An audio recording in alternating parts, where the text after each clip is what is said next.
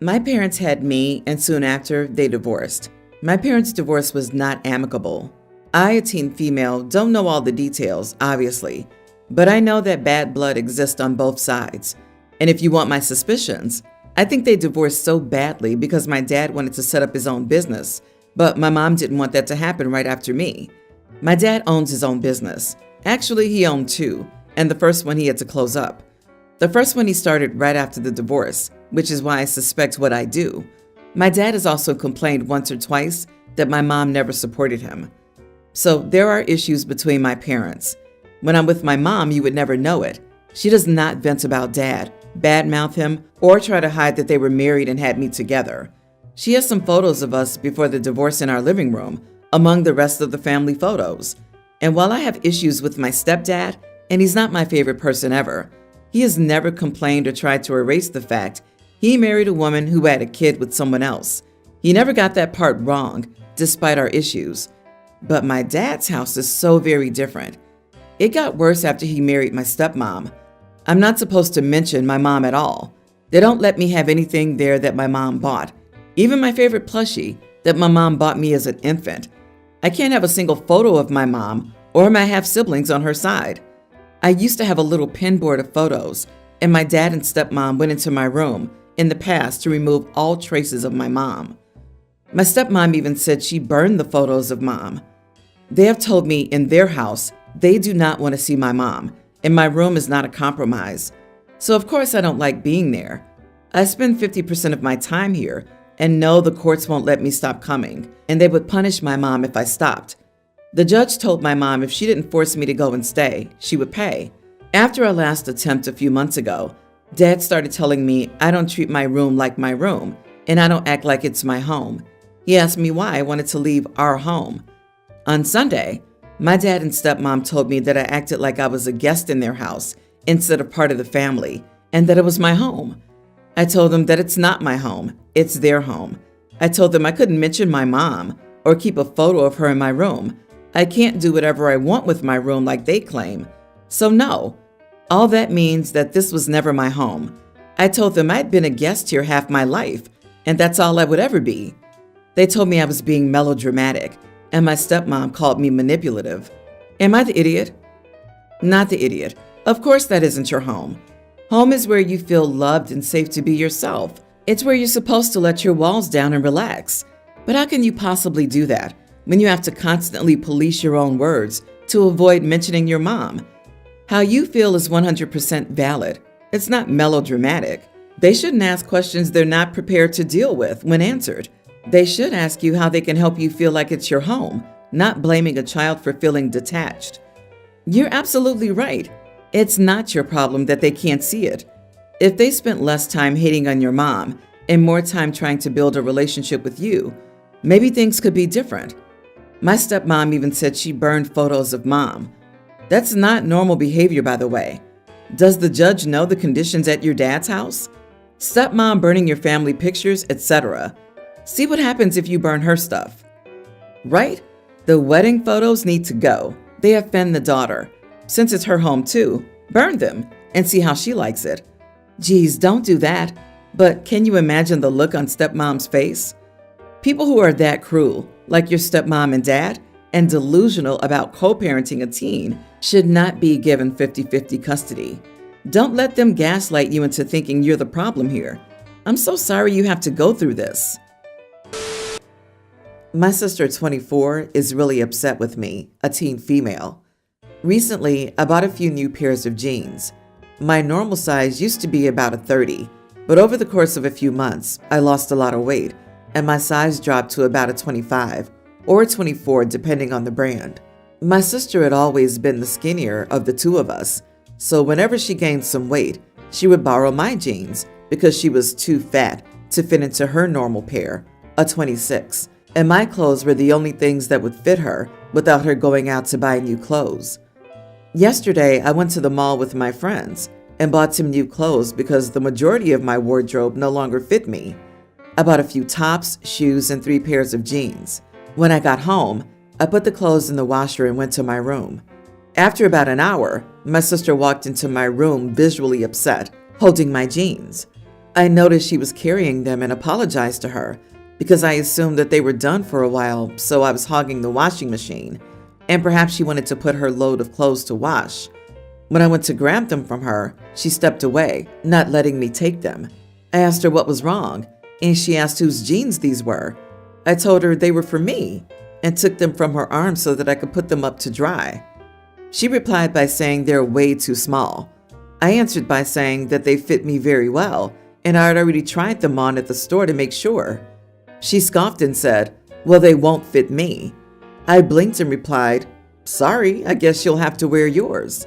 She seemed even more upset and told me about how she had gained weight and could only fit into my size. I listened and shook my head, replying that I was not her size anymore. She left in a huff as I just watched. I'm a bit confused and I'm wondering if I said something wrong.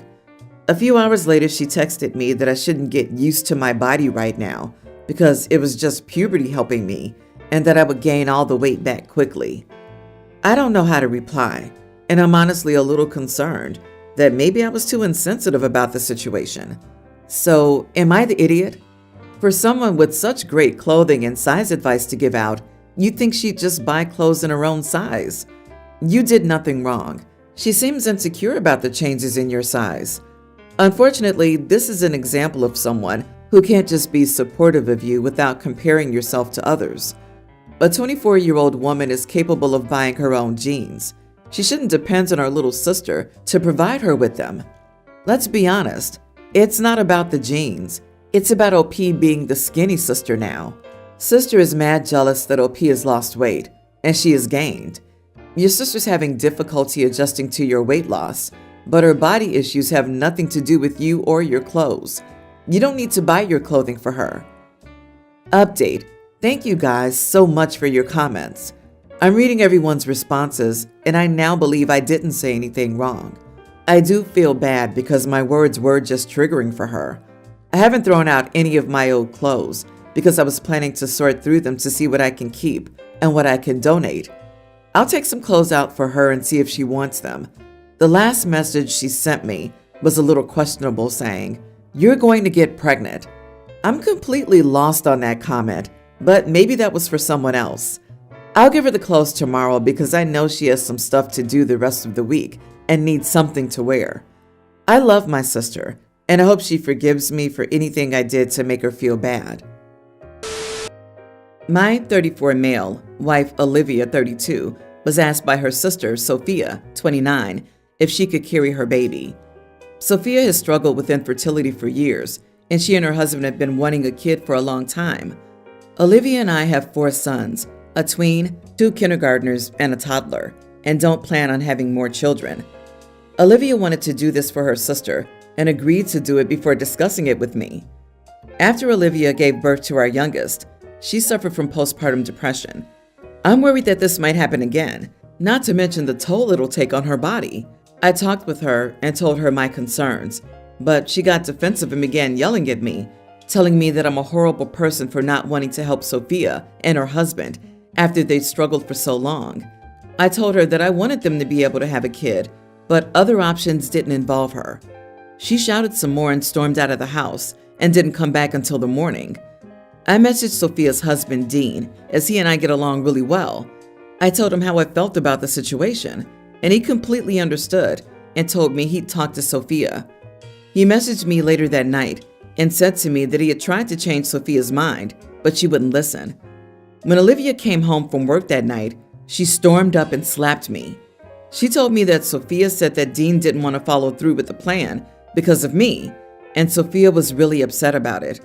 Olivia called me selfish and told me to get over it because she's doing it regardless of how I feel. I've given up talking to her about it because I don't want her to get angrier.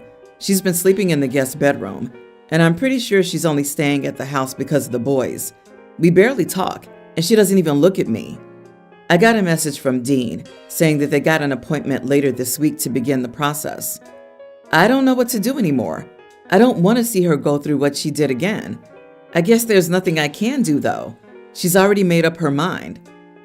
Dude, I think your marriage has bigger problems than your sister-in-law's pregnancy desire. Not the idiot, but this whole situation is no bueno. If she doesn't have a problem slapping you, then she won't have a problem doing worse. You need to seriously evaluate why you're staying. You could file a restraining order, but she'd have to move out. At this point, I wouldn't blame OP for leaving her. I also don't think it was the first time she laid hands on OP. He's way too calm about it. No surprised reaction like, "I was shocked," or "I can't believe she did that." OP, she doesn't seem to respect you nor care about you the way you care about her. She slapped you and felt that you deserved it. Otherwise, she would have apologized. It doesn't even seem to be an issue to you, as if it's something she's done frequently. The silent treatment is a manipulation tactic, your punishment for having an opinion. My fiance, 24 male, and I, 19 female, had our first baby last week. He was born healthy, but giving birth was very traumatic and hard on me, mentally and physically. I had an emergency C-section after being in labor for 3 days. I still feel incredibly foggy and out of touch with reality. I only wanted my fiance's parents present to meet the baby in the hospital. The rest were welcome to FaceTime us, but they'd have to wait to see our son after we got home and had time to adjust to having a newborn. I'm not close with my family because I left home at 18 to escape their abuse. Almost none of them are allowed contact with my child because of the way they treated me and my siblings. My fiance's family is a very close-knit group, and they've been very kind and welcoming to me up until now. I wouldn't be marrying in if they weren't. The only one I've had issues with is my fiance's brother, 30, who has autism. He makes a lot of offhand comments and jabs that get passed off as dark humor. When my in-laws arrived, they brought my fiance's older brother, who they care for and lives with them. He's diagnosed with autism, but doesn't have any severe disabilities. I wasn't happy they'd brought him against my wishes, but I didn't say anything after everything I'd gone through. My fiance's brother was adamant about holding our son. He was loud, had an attitude, and smelled terrible. His clothes were dirty. It was like he hadn't showered in weeks. Again, I didn't comment on his hygiene, but I tried to preface that I didn't want anyone except my in-laws holding the baby right now. I was as kind as possible. My in-laws told me that he didn't mean any harm and that he could wash his hands. I told them no again, and my fiance backed me up when they didn't calm down. My father-in-law took his son home, and my mother-in-law stayed and apologized. Still, my fiance's brother is apparently deeply hurt and texted my fiance to tell him not to marry me because I'm driving them apart and I'm a witch who wants to keep him from his nephew. I'd like to preface that my fiance confirmed that his brother was not always this limited and was fairly normal until high school, when he seemed to start to play up his diagnosis for sympathy. He hasn't worked a day and lives off his parents. He doesn't shower or even bother to apply deodorant before leaving the house. He would live in the same clothes for months without his mom doing his laundry. I have no ill will for people with autism or disabilities. My youngest brother has Down syndrome, and I cared for him as an identified child. My issue is solely with my brother-in-law. My fiance, 24 male, and I, 19 female. Oh, dear God. OP, you got out of an abusive family at 18 and gave birth at 19. How long were you and your partner together before he got you pregnant? Your future in-laws are supposed to care for autistic future brother-in-law, but you're saying his hygiene is terrible and they're trying to guilt trip you to let him do whatever he wants with your child, ignoring your wishes. To me, sounds like you jumped from an abusive family to a family that's not what you probably expected. You're still young, too young, and need a lot of therapy. I think you and your child deserve better, but you do you. Yeah, the 24-year-old man impregnating a vulnerable, just barely adult is concerning. At 24, I could not socialize with or relate to 19-year-olds. I could not fathom having a relationship or a child with one. It's a huge maturity gap, and OP's situation makes it more worrying. Unfortunately, now she's tied to him because she's had his child, and I doubt she ever understands how creepy it is that a man is going after someone her age with problems. It's sad to think OP has never really had a chance to live her own life and is now a mom at 19. So much growing and maturing happens in your late teens and early 20s. OP, please do not have more children. You're already so trapped with your fiance. and need to think about your future. You just escaped an abusive family, and now you're stuck with another one, and the baby makes it impossible to ever truly free yourself. As for your question, you are not the idiot. His autism is virtually irrelevant here. His hygiene would be inappropriate to hold a newborn with, even if he weren't on the spectrum. Tell your in-laws that if their son wants to hold your baby, he needs to be freshly showered and wearing clean clothes. I, 28 female, have been married to my husband, Steve, 38, for 5 years. He has 2 children, Jake, 10 male, and Mia, 16 female. Steve and Mia have always had a complicated relationship, but things have taken a turn for the worse recently. She and I have a great relationship. Both Jake and Mia call me mom even though I'm their stepmom, and I love them both. Their mother gave up her parental rights. I formally adopted Mia on her 14th birthday and Jake on his 10th birthday. A few months ago, Mia came out as a lesbian. I was incredibly proud of her for having the courage to be open about her identity, but Steve's reaction was anything but supportive. He became distant and cold toward Mia, making snide comments and creating a hostile environment. I tried talking to him about it, but he insisted that Mia was just going through a phase and that she needed tough love. Tonight, things came to a head. Mia invited her girlfriend over for dinner, and Steve lost it.